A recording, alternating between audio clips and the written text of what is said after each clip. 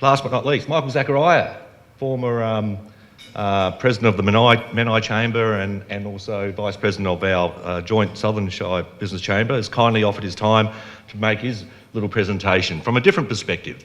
Michael was former BOQ branch owner, and also an interesting perspective in that he was on the chamber selection committee of selecting businesses for being nominated for awards via the New South Wales Business Chamber. So through that perspective too creates a different way of looking at businesses, ones that work, ones that don't work, but probably more the ones that do work who have been nominated for such awards. So please welcome Michael Zacharia to the podium. Thank you, David. Thank you. I want you to have a look at that and say, does anyone here at the moment do a checklist or a health check on their business? One person? 2, 3, good. How do you do it is what I want to find out. And I want to find out whether you do it honestly or not, because this is the most important. So let's start. Now, I want you to have a look at the basics. I left a little basics checklist there on the table to have a look at. And again, you have to be honest with your answers on this. So as I go through here, I want you to have a look at the questions and then say, yes, I'm doing it, or no, I'm not. At the end of this session, if there's a lot more no's in your end of the day, then you have a problem that you should have a look at. Don't forget, your business is run by you and the system you put in. How do you keep check on that system? If you don't have a look at the day-to-day functions of your business, then you will you'll have some issues. So let's have a look at this. Now, do I have a clearly defined organisation? I think, Terry, you covered that very well, and so important. Have I clearly defined the responsibilities of my staff? How many people do not do job descriptions, responsibilities? Here's your job, here's your check, get to it. It's not on.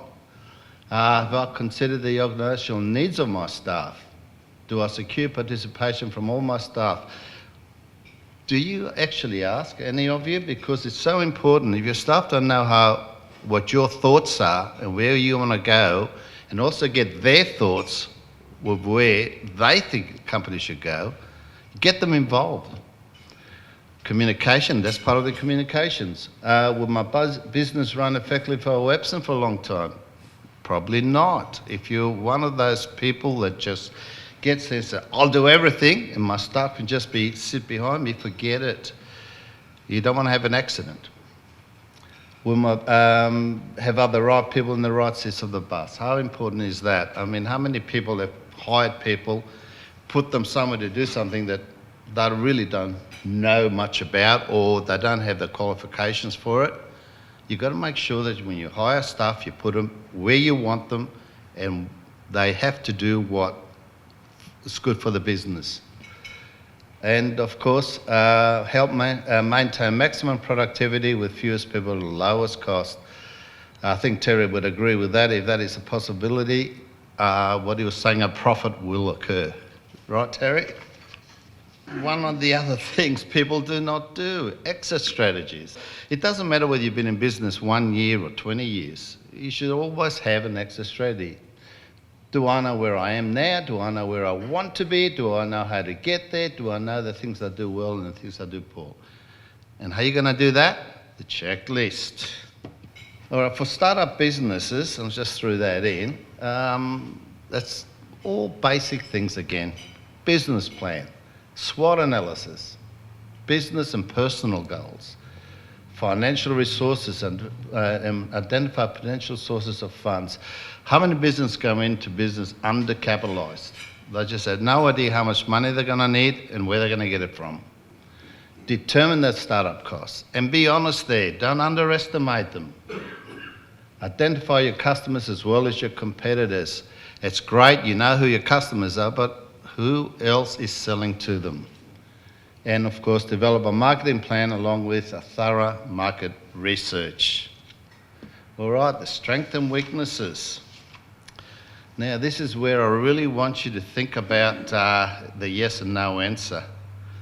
We got sales, pricing, buying, sales planning, direct selling to buyers, customer service follow-up, managing other sales reps, marketing, advertising, annual marketing plans, media planning, advertising, copywriting, marketing strategies, distribution, pricing, financial planning, which was well covered by Terry again, cash flow planning, monthly financials, bank relationships, management of credit lines. Now, bank relationships, how important is that? I think you've heard from IMD and really Terry in that area that to have a banking relationship, they have to know your business. And if you don't know your business, how the hell are they going to know?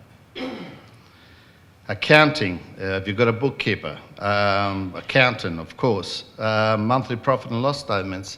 Who actually does extract the monthly profit and loss and look at them monthly?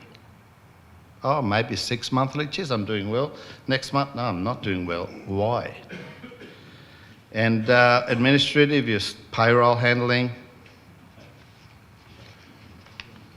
Of course.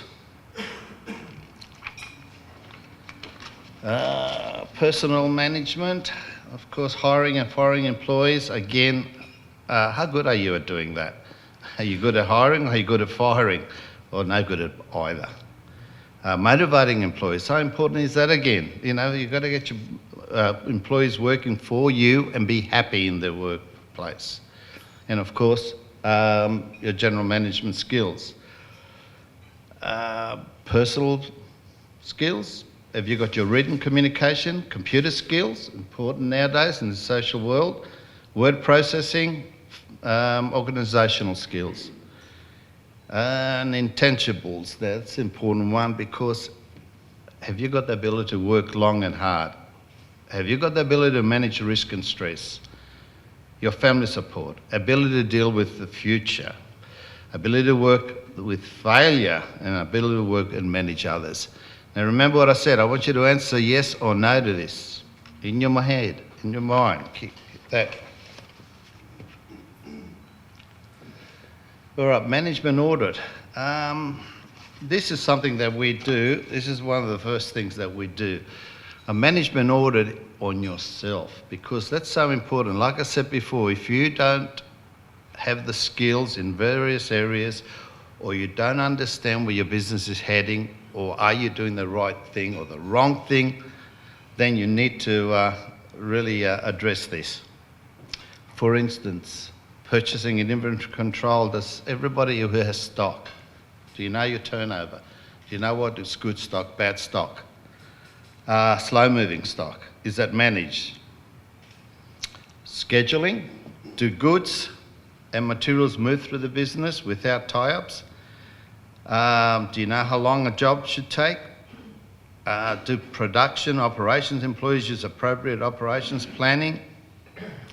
Of course, quality control speaks for itself. How many times are goods returned to you? Does the production process work smoothly? And has the organisation developed any particular competencies in the area of production operations? Facilities, are you in the right area? Are you happy with what the equipment you have? And of course, insurance, are you adequately covered? All right, pricing. Now, remember, pricing affects your margins. And it's one of the most important things regarding the cash flow. If you've got quantity, then your margins will be smaller.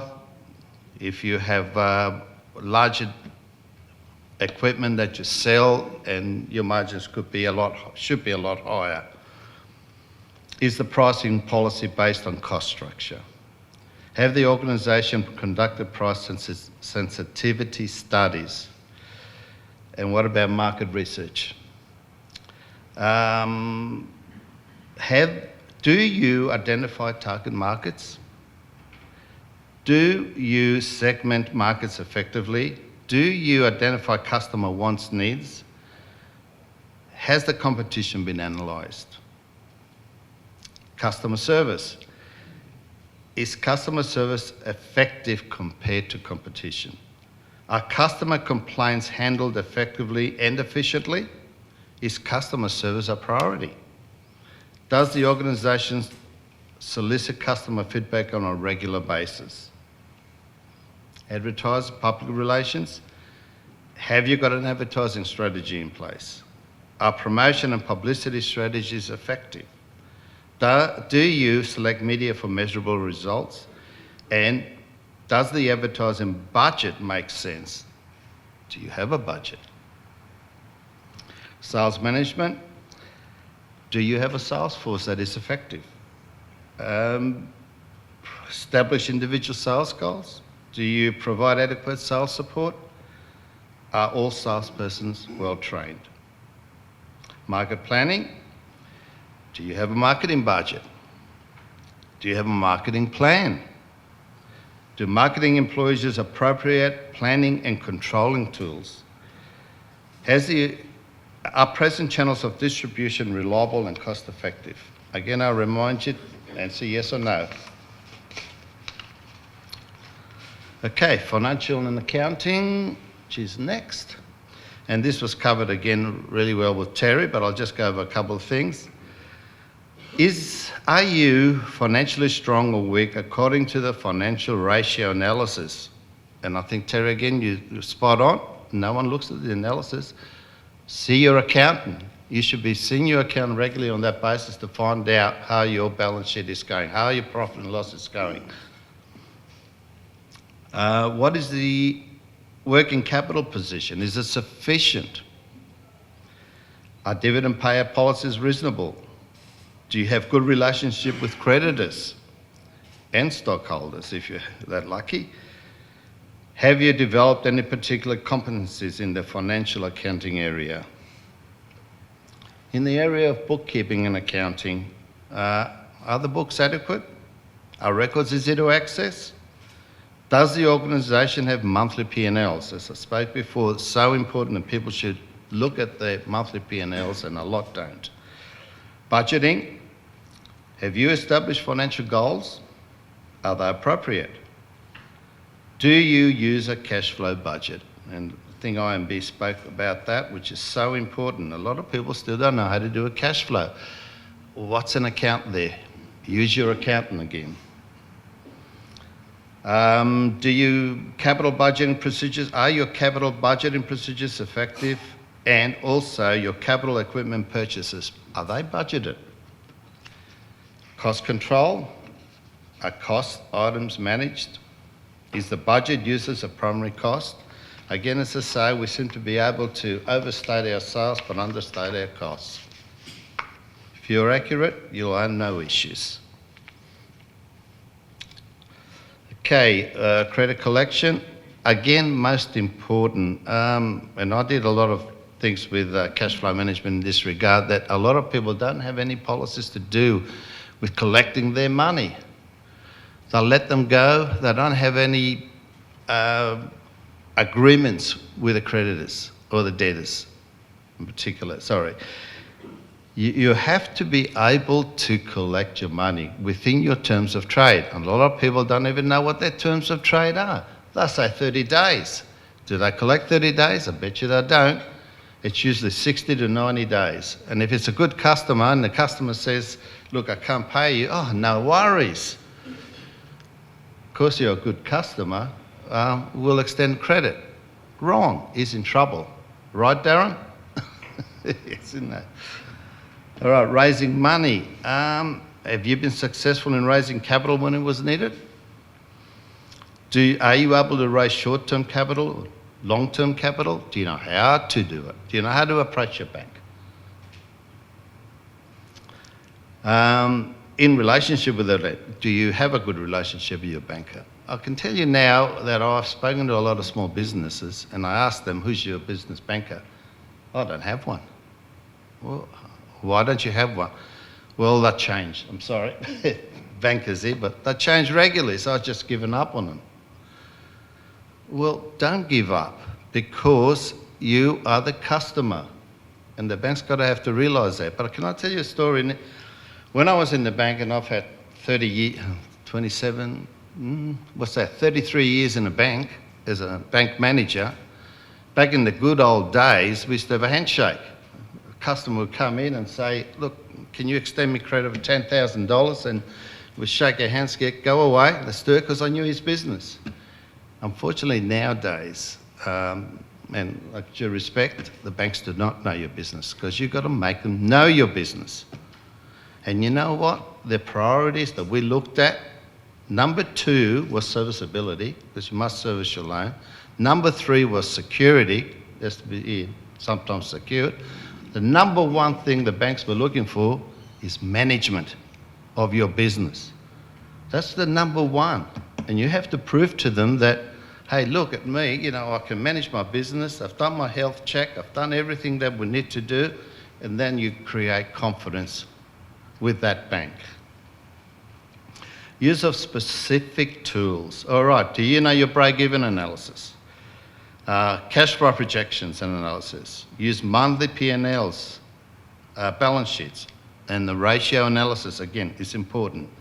And of course, industry operating ratios. As you can see, checklists will only work if identification and obtaining solutions to items requiring attention are implemented. No good ticking the boxes and then not doing anything about them.